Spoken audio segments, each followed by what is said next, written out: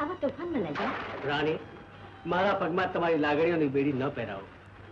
આજે મારી પૂજાનો છેલ્લો દિવસ છે. પણ મહારાજ, 7 દિવસથી આપે પેટમાં અન્નનો દાણો પણ લીધો નથી. ઉગ્ર તપસ્યા કરો છો. સૌની વાત માની જાઓ. વરસાદ અટકે પછી જ. મિથ્યા પ્રયત્ન રહેવા દો પ્રધાનજી. તમે સૌ જાણો છો કે હું ભોળાનાથના દર્શન કર્યા વગર ઉપવાસ તોડતો નથી. અને આનો દેહ પડવાનો છે તો ભોળાનાથની સામે જ દેહ શા માટે ન છોડું? ગુસ્સો ન કરતા નાથ. માતા બનવાની શું મને વધારે ઝંખના ન હોય? મારો ખાલી ખોળો મને પોકારી પોકારીને કહે છે કે તું આંજણી છે, આંજણી છે. મારી આવી દયાજનક હાલત હોવા છતાં હું આપણે વિનું છું કે ન જાઉં. મારા સૌભાગ્યના ચાંદલાને ભોગે મારે માતા બનવાનું સૌભાગ્ય નથી જોતું ના, નથી જોતું. આ તમે નથી બોલતા રાણી. તમારામાં રહેલી પત્નીની કાળજી બને છે. પરંતુ પુત્ર પ્રાપ્તિ માટે આજની પૂજા અધૂરી ના મુકાય. આજે તો હું ભોળાનાથ પાસેથી વચન લઈને જ આવીશ. મને જવા દો રાણી. નાથ, પણ મારી વાત તો સાંભળો. નાથ, ભાભી, મારી વાત માનશો? તમારે ત્યાં રાજગાદીનો વારસ નથી. મારો દુર્જનસિંહ છે. ભગવાને મને વારસ દીધો છે. આપ ઈચ્છો તો એને ખોળે લઈ લ્યો અને રાજગાદીનો વારસ બનાવો. અરે ઘી ઢોળાશે તો ખીચડીમાં છે. આંગળીથી નખ વેગળા તે વેગળા છે. એ વાત હજી તમે નથી જાણતા લાગતા જાલિમસિંહભાઈ. એ તો સમય જ બતાવશે કે રાજગાદીનો વારસ કોણ બનશે.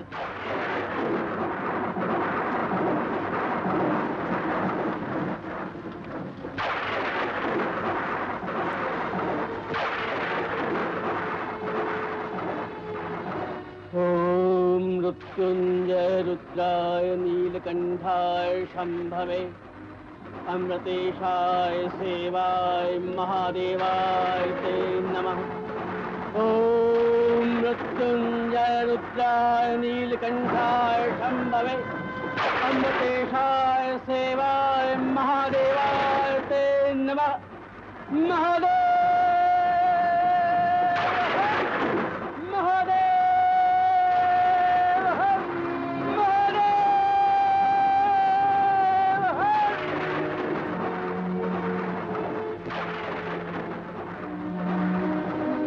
ભોળાનાથ, મારા કયા ગુનાની સજા હું ભોગવી રહ્યો છું?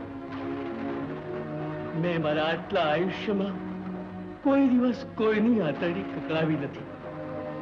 પશુ પંખી પરત્વે માયા બતાવી છે. હંમેશા દાન માટે હાથ ખુલ્લો રાખ્યો છે. તેમ છતાંય હું વાંજ્યો તારી પાસે શું નથી?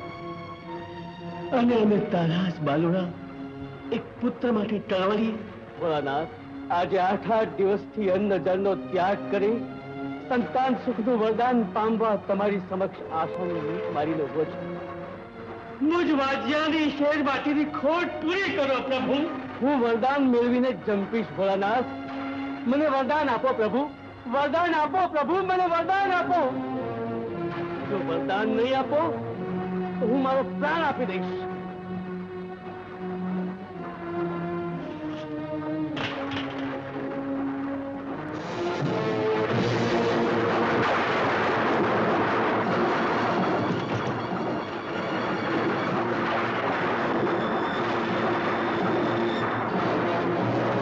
વરદાન આપો ભોળાનાથ. શેર માટીની ખોટ પૂરી કરો મારી. શેર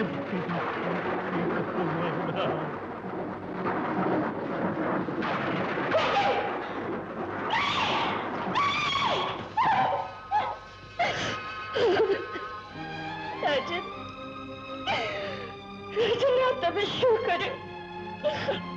મોતને વાલું શા માટે કહ્યું રાજન? શા માટે? અને આમ જે બલિદાન આપવું જ હતું મને કેમ ન કહ્યું?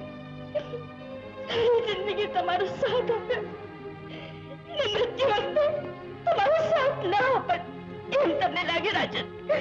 રાજન બોલો, મને એકલી મૂકીને શા માટે ચાલ્યા ગયા? શા માટે મને સાથે ના ગયા રાજન? રાજન, રાજન.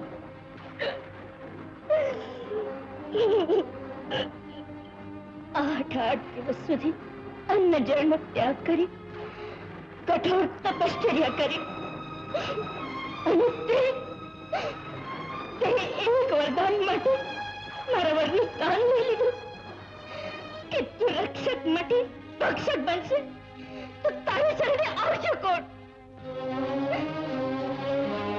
પતિનો પડછાયો દૂર થતા પડછાયાથી પત્નીએ પણ દૂર થવું જોઈએ. હવે મારે જીવવું નથી. હવે મારે જીવવું નથી.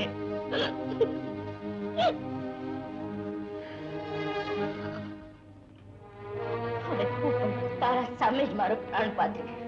હવે જગત તારા પર ધિક્કાર વરસાવે.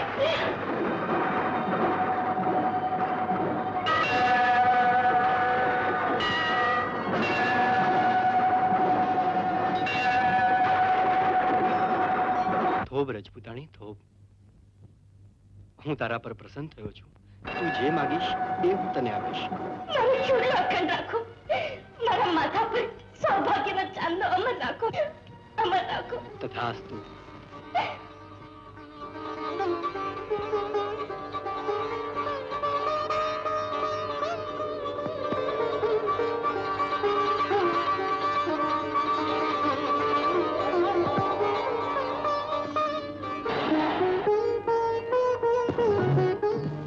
માંગ માંગ સોલંકી નરેશ.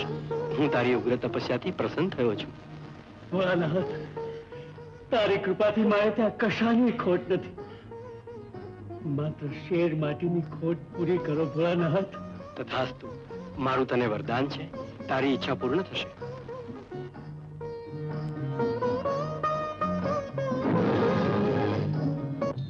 ઈચ્છા પૂર્ણ થશે. પ્રભુ, આ શું વરદાન આપી આવ્યા? કેમ? પ્રભુ, તમે જેને વરદાન આપીને આવ્યા છો તેના નસીબમાં પુત્ર સુખ નથી લખ્યું.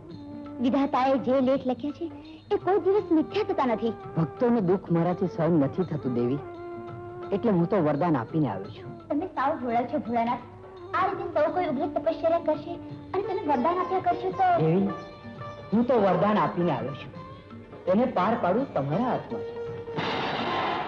આ વિકટ પરિસ્થિતિમાંથી પાર ઉતરવા મારી બેન બહુચરની સહાય લેવી પડશે. બેન પાર્વતી, બેન બહુચર, તું જ મારી સહાય કરી શકે તેમ છે. બહેન પાર્વતી, શું વિપદા આવી પડી છે? બહેન, તું મારાથી નાની છે, પણ આ કામ તું જ પાર પાડી શકે તેમ છે. ભગવાન ભોળાનાથ ભક્તને વરદાન આપીને આવ્યા છે અને એ સોલંકી નરેશના ભાગ્યમાં તું ચિંતા ન કર પાર્વતી. ભગવાન ભોળાનાથના વરદાનની ચિંતા મારે માથે છે. હર્ષ, હવે મારી ચિંતા દૂર થઈ. શું વાત છે દુર્જન? સોલંકી નરેશને વરદાન મળી ગયું છે. કોણ કે છે? કોઈ કહેતું નથી. રાજાને પ્રધાન વાત કરતા હતા કે વરદાન મળી ગયું છે. ભલે વરદાન મળી ગયું, ભલે એને પુત્ર થાય, પણ જન્મતાની સાથે આ દુનિયાના દર્શન નહીં કરી શકે. એ દર્શન કરશે પેલા તને આંખો બંધ કરી દેવામાં આવશે. જાલમસિંહ, મને શા માટે બોલાવી છે? આ જાલમસિંહ કામ વગર કોઈને બોલાવતો જ નથી. મારું એવું શું કામ પડ્યું? કહું છું, બેસ. કહ્યું ને બેસ. આ સગી નહીં થાય. ચંપા, હું જે કામ કહું તે આનાકાની વગર કરવાનું છે. એમાં જરા પણ ગફલત કરી તાર ધડ પર માથું નહીં રહે. એની મને ક્યાં ખબર નથી. ચંપા, આ કામ તું જ કરી શકે છે. કોઈને મારવા માંગો છો શું?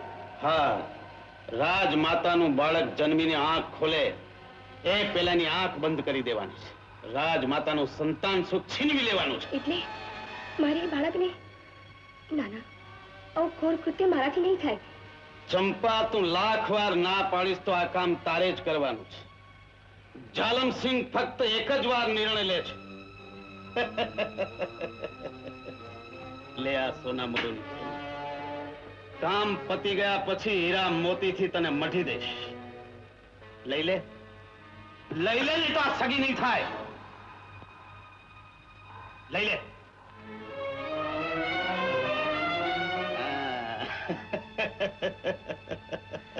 શું વાત કરે છે ચંપા? કામ પાર પાડવા સોના મોરની થેલી તને આપી? હા રાજમાતા.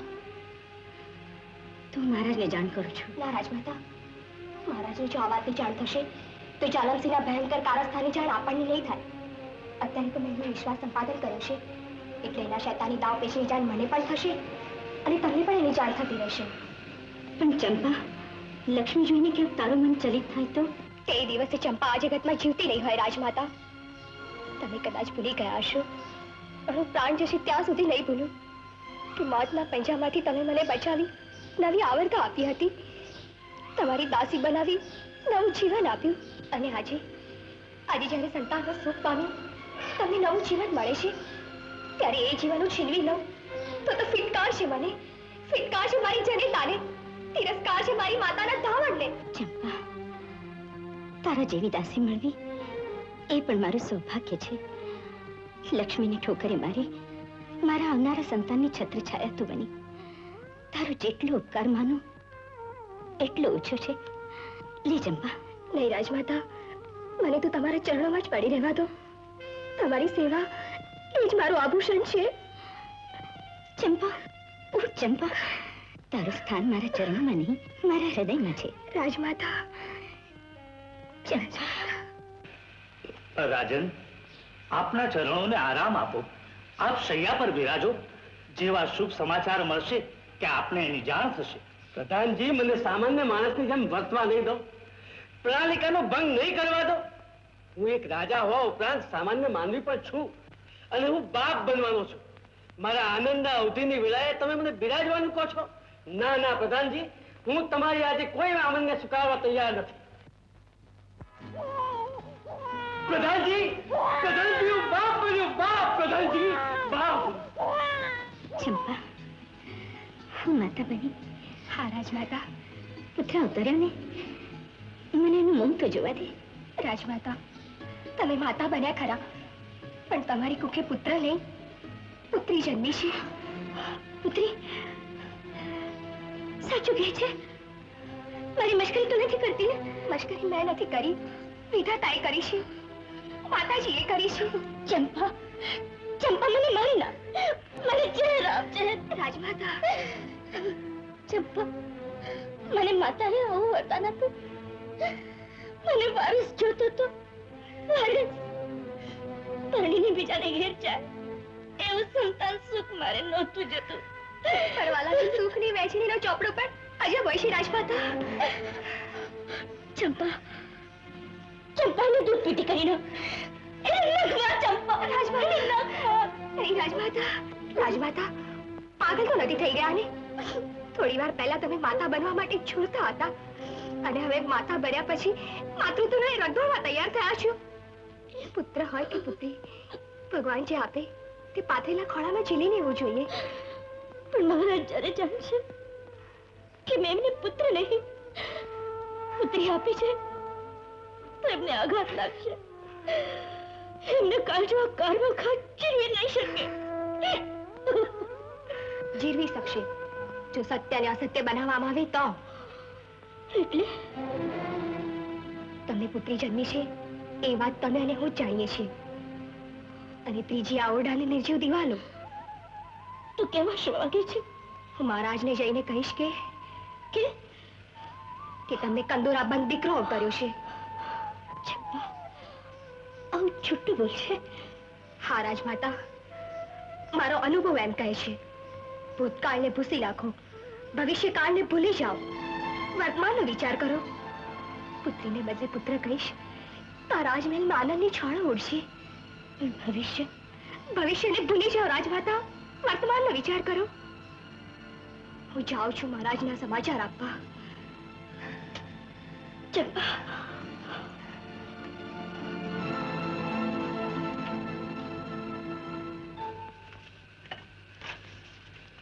મહારાજ, મહારાજ વધામણી લેવા આવીશું. પુત્ર જન્મ્યો છે ને? મહારાજ, પુત્ર જન્મ્યો, કંદોરા બન. ચંપા, લેતા વિરામ. હું બાપ બન્યો, બાપ, એક પુત્રનો બાપ. પ્રધાનજી, આખા નગરમાં જાણ કરો, સાકર વેચો, ખેરાત કરો, આનંદ મંગળના ગીત ગાઓ, આખા નગરમાં રૂડો ઉત્સવ ઉજવો. પ્રધાનજી, દીકરા, આજનો દાડો નકલી હાર પહેરી લે. કાલથી હીરા માણેક ઉપર આરોટજે અને હીરા મોતી પહેરજે.